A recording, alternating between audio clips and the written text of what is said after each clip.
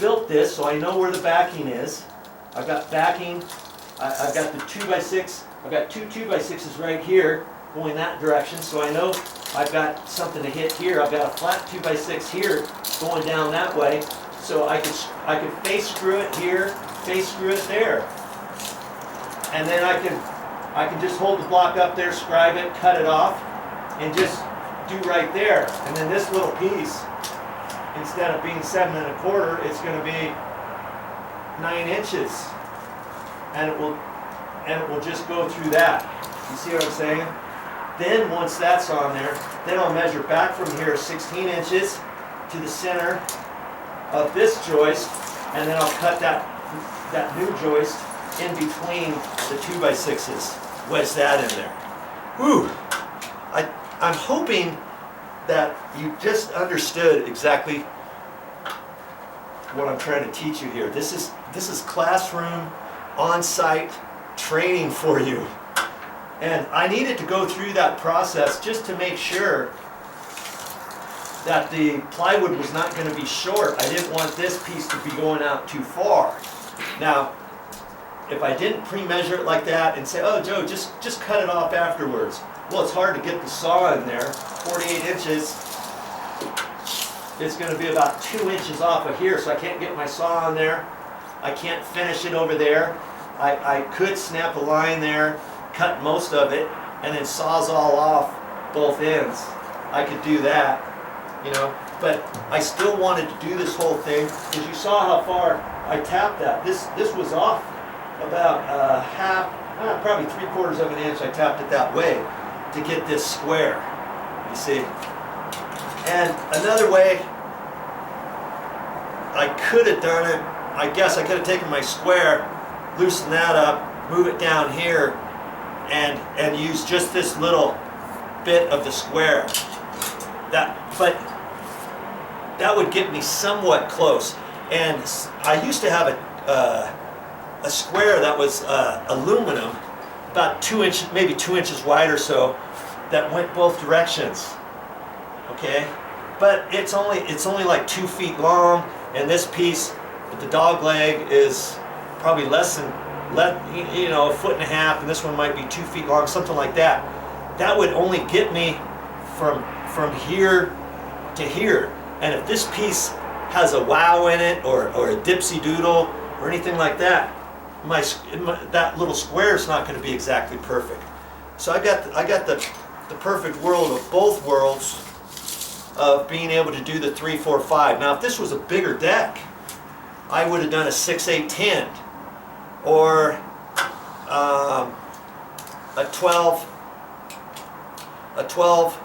16, 20, and you can do it. You can do it in half if you want.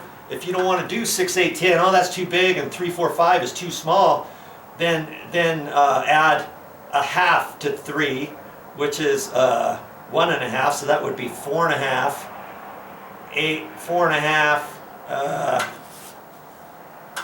what is it?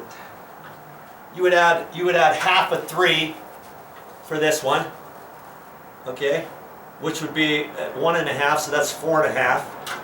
Half of your 4, which is 2, so you would be 6, would be 4.5, 6, and half of 5 would be 2.5, so that's 7.5. 4.5, 6, 7.5. That would get you a square too. I've never had to really do that before. I just double it every time. 3, 4, 5, 6, 8, 10, double 6, that's 12, double 8, 16, 12, 16, and double 10 is 20. 12, 16, 20. And you can go 24, 32, 40. You see what I mean?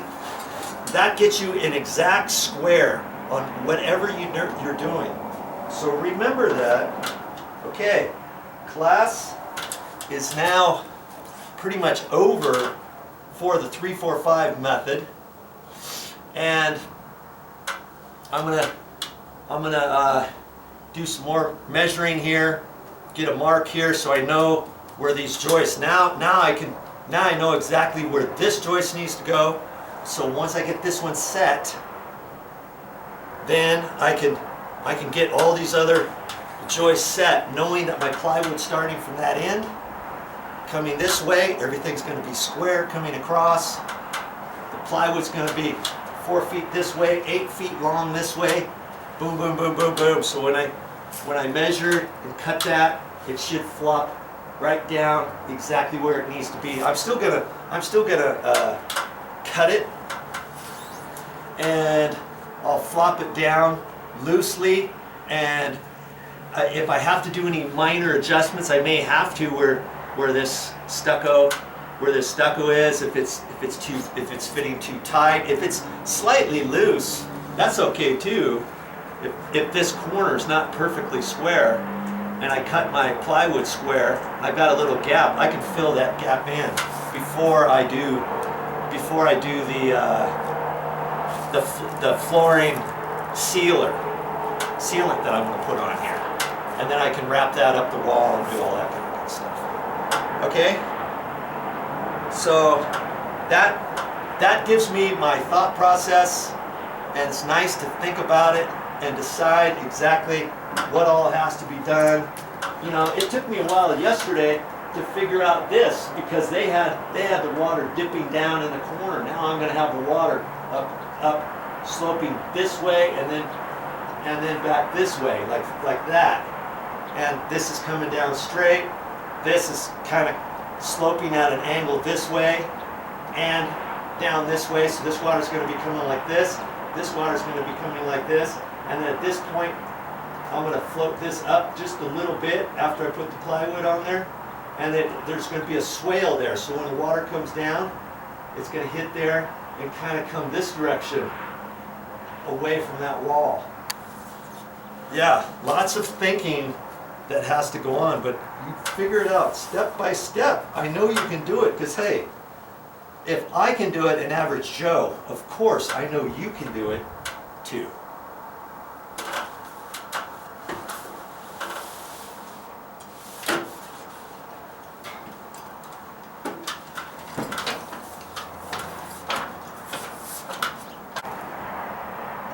Now probably once I get this whole thing done, and when I do the measuring for the plywood, I may still cut it slightly long, knowing that if this line is not perfectly straight, let's say this line is slightly wonky. You know, it looks straight, but let's say it's got a dip in it one way or another. I don't think it really does, so I think I'm going to be okay. But I may just cut the plywood just a little bit long on that end anyways, knowing that, okay, once I put it in here, I may have to recut this notch, shave it a little bit one way or another, and then get ready to do my final cut, let's say, then take it back down there. Okay, and then what I can also do is on my 8-foot, my last floor joist, going from the plywood, from that end over here, that last joist is actually going to fit, beyond this corner, you know, over in here somewhere. That last piece, I might want to just, the first time I bring the plywood in here, I might just want to leave that loose. And after I get this all determined, right when I get ready to do my final cut, I can say, okay, yeah, that looked fine, or okay, I need to slide it one way or another by 1/8 of an inch or whatever, because I want it in the center of the sheet. And maybe after messing around with this corner, I might have to shave off a little bit more, and then the whole 4x8 sheet ends up being beyond that edge a little bit. So then I may have to adjust this last floor joist or something. But at least see, now that floor joist is going to be between there, and you know, it's only 4 or 5 inches, 4 inches away from the ledger.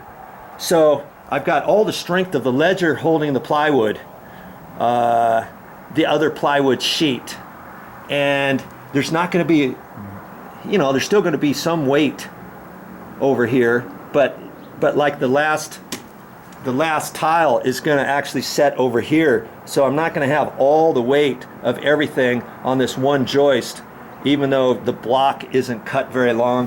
Although that block, remember, that block's going to come out, that the next joist is probably way out here, so that little block that's then going to hold the joist is actually, I'm going to attach it from there, and it's going to come way out to here.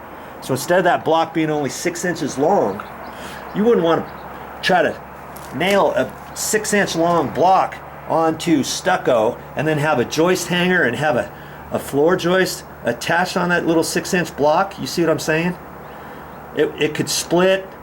It's not very sturdy. I wouldn't like that. That's why I'm going to extend that block all the way over to this last full-length floor joist. Okay? One last thing, remember this last block against there, because that column's so long, that's why I'm going to have the block. I'm not going to cut a block from there all the way over to this joist. I'm wasting a whole lot of that last block. I'm just going to go to there because I got plenty of backing, like I said. Now, do I want to do the same thing with this little block? Well, see, that I don't have as much as the column for that block to put on. I only got like maybe 8 inches there or so. Now I could glue it and I could screw it and it would probably be fine. But what I'm going to do is the full length floor joist is going to be maybe 8 or 9 inches further, maybe 12 inches further away from that outside corner. So on that one, I'll probably put a longer block from there over to the floor joist, so I can attach the block on the edge of end of the floor joist, and then only put a couple screws and some liquid nails in there. You'll see. I think it's making sense to you. I might be over explaining it right now, but I want you to get the full grasp of it so I can keep moving with this project. Once I get those blocks up, you'll have a better idea of everything I'm talking about. Okay? All right.